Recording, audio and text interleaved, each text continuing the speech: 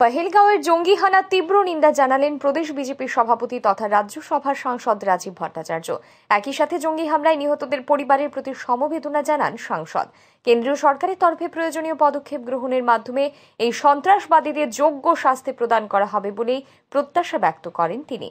উল্লেখ্য, মঙ্গলবার জম্মু কাশ্মীরের জনপ্রিয় পর্যটন কেন্দ্র পহেলগাঁওয়ে এক ভয়াবহ জঙ্গি হামলায় প্রাণ হারিয়েছেন প্রায় 28 জন পর্যটক। ঘটনায় গুরুতর জখম হয়েছেন আরও অনেকে।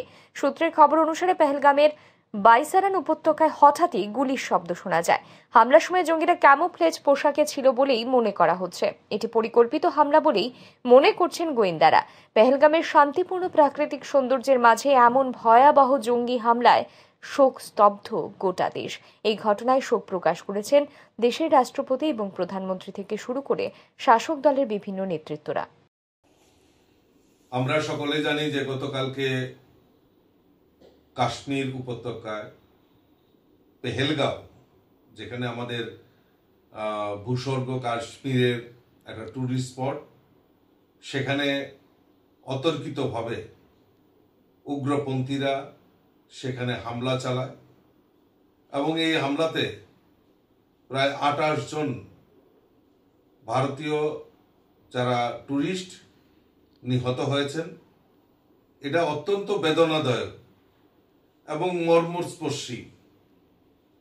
আমি যারা এই হামলায় নিহত হয়েছেন তাদের প্রতি শ্রদ্ধাঞ্জলি নিবেদন করছি এবং তাদের পরিবারের পরিজনদের প্রতি সমবেদনা জ্ঞাপন করছি।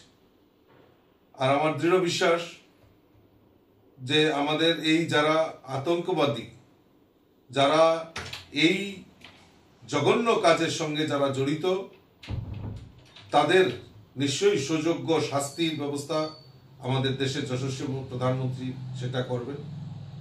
সবচেয়ে বড় জিনিস, গতকালকে আমাদের গৃহমন্ত্রী অমিত ভাই শাহজি ঘটনাস্থলে শ্রীনগরে ছুটে গেছেন।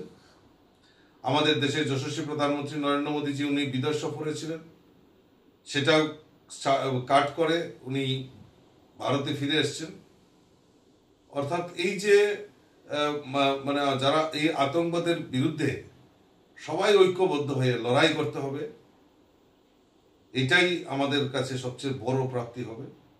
এবং অবিলম্বে যারা দোষী তাদের অবিলম্বে নিশ্চয়ই উপযুক্ত শাস্তির ব্যবস্থা করবে।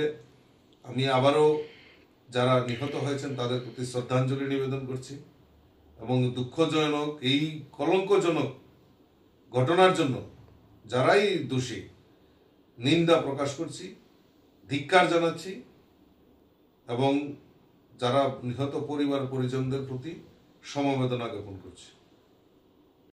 ব্যুরো রিপোর্ট, আর ই নিউজ।